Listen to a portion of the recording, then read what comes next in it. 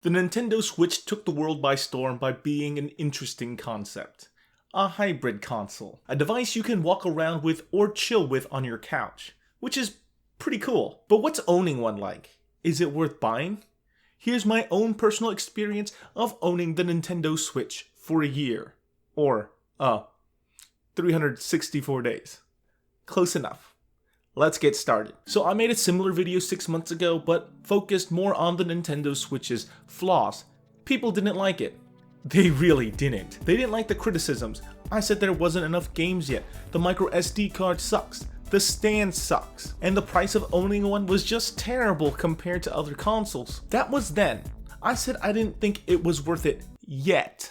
I also said I thought it would be much better by the year mark. It's been a year. Let's dig into it. The Switch over 6 months ago didn't even have Super Mario Odyssey just yet. The only major game that was released was Breath of the Wild.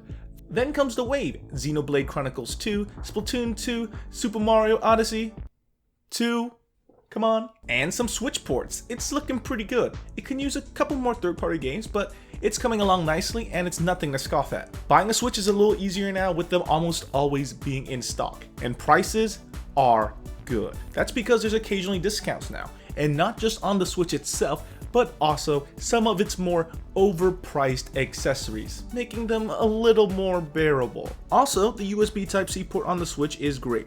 You don't have to buy into Nintendo's own connector port like you used to. I'm talking about the Game Boy Advance SP, the DS, the DSi, the 3DS.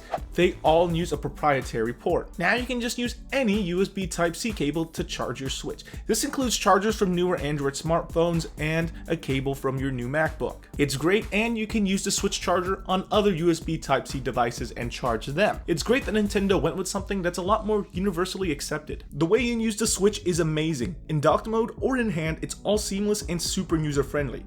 Nintendo made this thing a blast, but some of the flaws I pointed out still exist. For example, the stand is not that great, but I won't go into too much detail since they can't really replace it since the console's already released. Now here's the biggest problem. The Switch only has 32 GB of storage in its micro SD card. Apps take up a little space, but game updates take up more, and games themselves take a huge chunk. Just looking at this thread from Nintendo Life, you can tell well-known games take up sometimes up to half the storage space.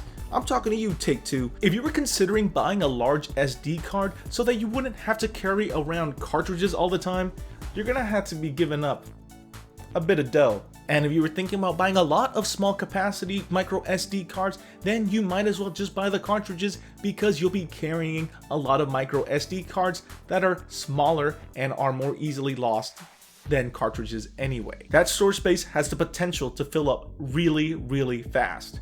Be prepared. But really, storage space is the only real limiting factor for the Switch. Pretty much every other major flaw I saw with it has been fixed. I can say I think it's about prime time to get a Switch. Sure, the Switch is popular now, but I have a feeling it's about to get way more popular. Just remember to stock up on those SD cards. Anyway, I hope you guys found this video useful. If you enjoyed it, give it a thumbs up, comment, and well, don't forget to subscribe. I'll see you guys next time.